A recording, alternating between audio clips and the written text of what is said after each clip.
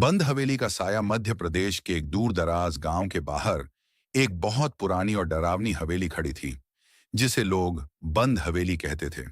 गांव के लोग मानते थे कि वहां रात के समय कुछ अजीब और खतरनाक घटनाएं होती हैं। कोई कहता था कि वहां किसी औरत की चीखें सुनाई देती हैं, तो कोई कहता था कि हवेली की खिड़की में एक काला साया खड़ा रहता है। गांव के बड़े बुजुर्ग कहते थे कि लगभग 20 साल पहले हवेली का मालिक ठाकुर वीरेंद्र सिंह अचानक गायब हो गया था। पुलिस ने बहुत खोजा, लेकिन उनका कोई पता नहीं चला। तभी से हवेली को बंद कर दिया गया। लेकिन असली कहानी किसी को नहीं पता थी। गांव में 16 साल का एक लड़का था, आर्यन। वह बहुत जिज्ञासु था और डर को मानता नहीं था। वह हमेशा कहता था कि भूत प्रेत सिर्फ डराने वाली कहानियां हैं। एक दिन स्कूल से लौटते समय उसने अपने दोस्तों को फिर वही हवेली की बात करते सुना।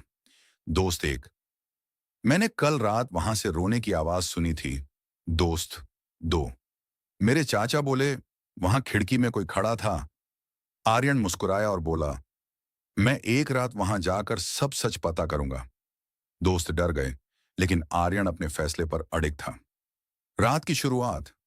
रात लगभग 8:45 बजे आर्यन अपने घर से निकला। उसके हाथ में टॉर्च और मोबाइल था। हवा तेज चल रही थी। पेड़ों की शाखाएं अजीब तरह से हिल रही थीं। जैसे जैसे वह आगे बढ़ रहा था, रास्ता और सुनसान होता जा रहा था। कुत्ते अचानक भौंकना बंद कर देते हैं। आर्यन थोड़ी देर रुकता है, लेकिन फिर आगे बढ़ जाता है। कुछ ही देर में उसे दूर हवेली दिखाई देती है। हवेली बहुत बड़ी थी, लेकिन आधी टूटी हुई और अंधेरी। हवेली का प्रवेश आर्यन गेट के पास पहुंचता है। गेट अपने आप हल्का सा खुला हुआ था। यह पहले से खुला हुआ कैसे है, वह सोचता है। जैसे ही वह अंदर कदम रखता है, धड़ाम, गेट अपने आप बंद हो जाता है। आर्यन थोड़ा डरता है, लेकिन खुद को संभालता है।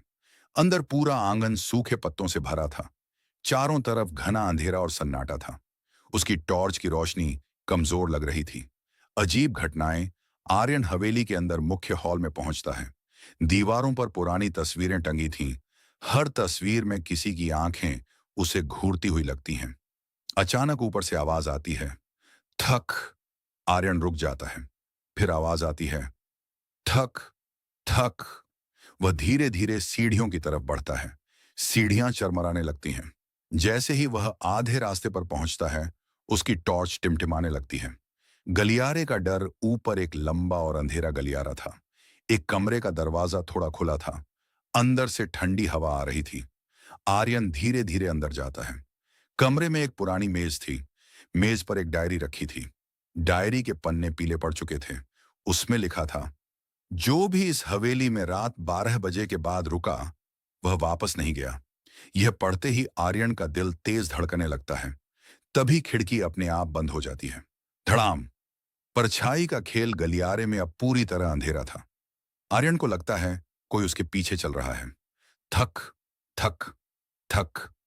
वह पीछे मुड़ता है। कोई नहीं होता, लेकिन कुछ दूर एक काली परछाई खड़ी होती है। इस बार वह हिलती नहीं। आर्यन टॉर्च डालता है और परछाई गायब हो जाती है। अब उसे पहली बार असली डर महसूस होता है। तहखाने का रहस्य। आर्यन नीचे भागता है। उसे फर्श में एक छिपा हुआ दरवाजा मिलता है। वह उसे खोलता है। नीचे एक तहखाना था, बहुत ठंडा और अंधेरा।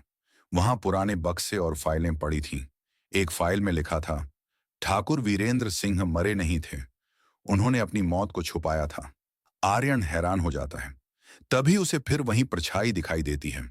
इस बार वह उसे तहखाने के एक कमरे तक ले जाती है। असली सच। कमरे का दरवाजा खुला था। अंदर एक बूढ़ा आदमी बैठा था। उसकी आंखें बहुत थकी हुई थीं। बूढ़ा कहता है, मैं यहां सालों से रह रहा हूं। मैं ही लोगों को डराता हूं ताकि कोई अंदर ना आए। वह बताता है कि हवेली में कोई भूत नहीं है, बस वह खुद लोगों को दूर रखने के लिए आवाजें और साया बनाता था। आर्यन को थोड़ा सुकून मिलता है।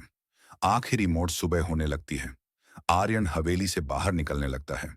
बूढ़ा अंदर ही रुक जाता है। जैसे ही आर्यन गेट तक पहुंचता है, वह पीछे मुड़कर देखता है। ऊपर की खिड़की में फिर वही काला साया खड़ा होता है। आर्यन डर जाता है।